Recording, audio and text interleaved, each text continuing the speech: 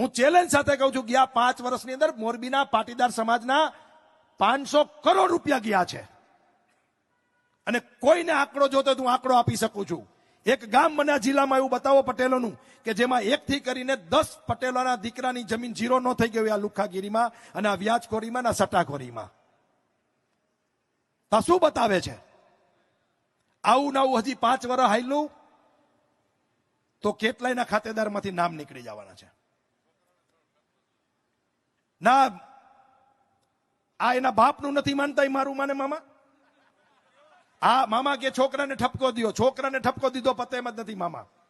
આ એના બાપનું નથી માનતા, બિચારી ઘરવાળીયું માથા પસાડે છે એનું નથી માનતા, દીકરા દીકરીઓ સમજાવે એનું નથી માનતા, મા બાપ સમજાવે એનું નથી માનતા. એ નહીં પતે, આપણે ઊંધી સિસ્ટમ ચાલુ કરવી પડશે મામા.